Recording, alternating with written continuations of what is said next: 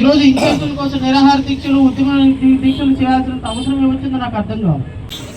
SC ST and women ఎంటర్‌ప్రెన్యూర్స్గా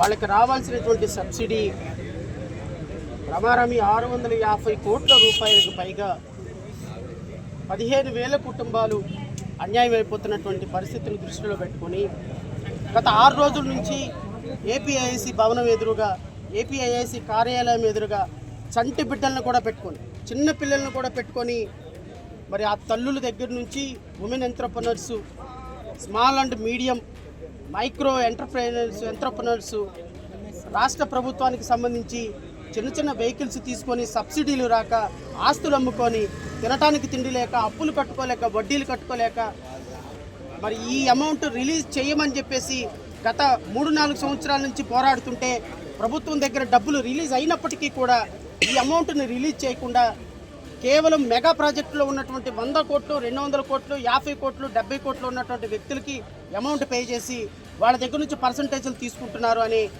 మాకు ఇవ్వాల్సినటువంటి డబ్బులు ఇవ్వకుండా ఎస్సీ ఎస్టీలు కాబట్టి అన్యాయం చేస్తున్నారని చెబుతూ గత 6 రోజుల నుంచి ఇక్కడ ఉద్యమం చేస్తున్నటువంటి యువ పారిశ్రామికవేత్తలు, యువ ఎంటర్‌ప్రెన్యూర్స్, ఉమెన్ ఎంటర్‌ప్రెన్యూర్స్కి సంఘీభావంగా ఈరోజు ఇక్కడికి రావడం జరిగింది.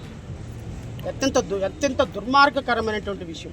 రాష్ట్ర ప్రభుత్వం Kia India private limited Sri Sathya Sai అంటే Mohan Spintex India private limited Krishna జిల్లా, దీనికి సంబంధించి 22/10/2025, 22/10/2025న ఈ 2 మెగా ప్రాజెక్టులకు తోడుగా మళ్ళీ కియా ప్రాజెక్టు సత్యసాయి జిల్లాలో ఉన్నటువంటి 3వ ప్రాజెక్టుకి, అంటే కియా ప్రాజెక్టు మెగా ప్రాజెక్టు ఇంకోటి సత్యసాయి జిల్లాలో ఉన్నదానికి, కియా ప్రాజెక్టు 3వ ప్రాజెక్టు సత్యసాయి జిల్లాలో ఉన్నదానికి, మళ్ళీ Kia project mega project Sathya Sai జిల్లాలో ఉన్నదానికి, ఈ 5 ప్రాజెక్టులకు కలిపి రమారమి 400 కోట్ల రూపాయలు ఇంచుమించుగా రాష్ట్ర ప్రభుత్వం 22/10/2025 రిలీజ్ చేసింది. వీళ్ళందరికీ అప్రూవ్ అయింది ఎప్పుడు అండి? 2025 సంవత్సరంలో. అంటే వీళ్ళకి ఇచ్చినటువంటి 4 ప్రాజెక్టుల డబ్బుతోటి ఇంచుమించుగా 8,000 మంది ఎస్సీ ఎస్టీ ఎంటర్‌ప్రెన్యూర్స్కి డబ్బులు క్లియర్ అవుతాయి. ఈ 500 కోట్ల రూపాయలు ఇస్తే వీళ్ళకి కొన్ని 8,000 మంది కుటుంబాలు, రోడ్డున పడిన కుటుంబాలు కొంత స్వావలంబన పొంది కనీసం తినటానికి తిండి సంపాదించుకునే పరిస్థితి ఉంటుంది. ఈరోజు 8,000 కుటుంబాలను పక్కన పడేసి 2023, 2024లో వీళ్ళకి అప్రూవ్ అయినటువంటి శాంక్షన్స్ లెటర్స్ ఇవన్నీ 2022లో, 23లో అప్రూవ్ అయిన శాంక్షన్ లెటర్స్ని పక్కన పడేసి 2025లో కొత్తగా అప్రూవ్ అయిన వాళ్ళకి 100 కోట్లు కొడుతున్నారు. అంటే ఏపీఐఐసి అధికారులు, ఇండస్ట్రీ అధికారులు ఏం గాడిదలుగా వస్తున్నారా? అంటే ఎస్సీ ఎస్టీలు అంటే అంత చులకనగా ఉందా మీకు? ఎస్సీ ఎస్టీల అభివృద్ధే మా లక్ష్యం, మా ప్రభుత్వ ధ్యేయం అని చంద్రబాబు నాయుడు, నారా లోకేష్, పవన్ కళ్యాణ్ మీటింగులు పెట్టి, రౌండ్ టేబుల్ సమావేశాలు పెట్టి, పాదయాత్రలో చెప్పుకొని పోయిన అన్ని గాలి మూటలేనా? ఈరోజు ఈ తల్లులు, ఈ బిడ్డలు, ఈ చెల్లెళ్ళు అడుగుతున్నారు. సమాధానం చెప్పండి ముఖ్యమంత్రి గారు, సమాధానం చెప్పండి ఉప ముఖ్యమంత్రి గారు. అంటే ఎస్సీ ఎస్టీలు ఓట్లు కావాలి కానీ ఎస్సీ ఎస్టీలకి ఏదైనా సమస్య వస్తే పట్టించుకోరా? 6 రోజుల నుంచి బిడ్డలు ఇక్కడ కనీసం నిద్రాహారాలు లేకుండా, టాయిలెట్కి వెళ్ళడానికి కూడా అవకాశం లేకుండా ఉమెన్ ఎంటర్‌ప్రెన్యూర్స్ ఇక్కడ కూర్చొని ఎస్సీ ఎస్టీలు ఇక్కడ మీకోసం ధర్నా చేస్తుంటే ఒక్క అధికారి వచ్చి అమ్మ మీ సమస్య ఏంటి, ఇదిగో మీకు తొందరగా పరిష్కారం చేస్తామన్న మాట మాట్లాడలేదు అంటే మీకు ఎస్సీలు అంటే ఎంత చులకన భావం కనబడుతుంది సార్. మీ కూటమి ప్రభుత్వానికి ఎస్సీలు ఓట్లేయలేదా? ఇక్కడ కూర్చున్న వాళ్ళందరూ ఓట్లేయలేదా? వీళ్ళ బిడ్డలు ఓట్లేయలేదా? వీళ్ళ కుటుంబాలు మీకు తెలుగుదేశం పార్టీకి బాసటగా లేవా? అంటే మీ తెలుగుదేశం పార్టీకి బాసటగా నిలబడ్డామని మీకు ఐడి కార్డు చూపిస్తే వీళ్ళకి ఎంటర్‌ప్రెన్యూర్షిప్ రిలీజ్ చేస్తారా? వీళ్ళ ప్రీమియం రిలీజ్ చేస్తారా? వీళ్ళకి ఇచ్చిన ఇన్సెంటివ్ రిలీజ్ చేస్తారా? సో ఇది ఖచ్చితంగా దుర్మార్గకరమైనటువంటి ప్రభుత్వం. ఈరోజు ఎస్సీ ఎస్టీలు ఓట్లతోటి గెలిచి ఎస్సీ ఎస్టీలకి ఎంటర్‌ప్రెన్యూర్లుగా తయారు చేస్తామని మీ 143 ప్రామిసెస్లో ఒక ప్రామిస్, సూపర్ 6లో ఒక ప్రామిస్ ఇంటికో పారిశ్రామికవేత్త అని మీ ప్రామినెంట్ సూపర్ 6 మేనిఫెస్టోలో మీరు పవన్ కళ్యాణ్ పక్కన పట్టుకొని ఉంచిన మేనిఫెస్టోలో మీరు రాసుకున్నటువంటి ఒక హామీ ఏమైపోయింది? ఆ హామీ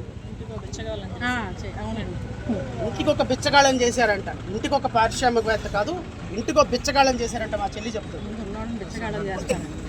సో ఇది కరెక్ట్ కాదు. మీరు కనుక వీళ్ళు అడుగుతున్నది ఎవరి డబ్బో కాదు. నేను మళ్ళీ చంద్రబాబు నాయుడు గారిని అడుగుతున్నా, గౌరవ ముఖ్యమంత్రి గారు, గౌరవ మంత్రి గారు, ఎవరైతే కన్సర్న్ మినిస్టర్ ఉన్నాడో ఆ మినిస్టర్ గారిని కూడా నేను అడుగుతున్నా, వీళ్ళు అడుగుతున్నది ఎవరి డబ్బో కాదు. 2023, 24, 2022 గత ప్రభుత్వం వైఎస్ఆర్సీపీ గవర్నమెంట్లో వీళ్ళకి అప్రూవ్ చేస్తూ వీళ్ళకి ఇచ్చినటువంటి అలాట్మెంట్ లెటర్స్, వీళ్ళకి ఇచ్చినటువంటి రిలీజ్ లెటర్స్లో మా డబ్బులు మాకు అధికారికంగా రిలీజ్ చేయమని వీళ్ళు అడుగుతున్నటువంటి డిమాండ్ చాలా జెన్యూన్ డిమాండ్. వీళ్ళు ఎవరి డబ్బులు అడగటంలా, కొత్తగా సబ్సిడీ శాంక్షన్ చేయమని అడగటంలా, కొత్తగా మాకు డబ్బులు ఇవ్వండి అని అడగటంలో ఇది కొత్త డిమాండ్ కాదు. ఆల్రెడీ ఈ లెటర్ల ద్వారా నేను మీకు కూడా చదివి వినిపిస్తా. To the general manager district industry centre so and so, LR number ISI 22000744 dated 22 July 2022. ఈ లెటర్లో with reference to the subject cited, we are pleased to inform you you have been sanctioned an amount of rupees 22,81,752 rupees towards reimbursement of investment subsidy incentive for the claim period 16th March 2022 16th March 2023. This is the letter given in the year of 2023. Then why subsidy was not able to release even till today? What happened?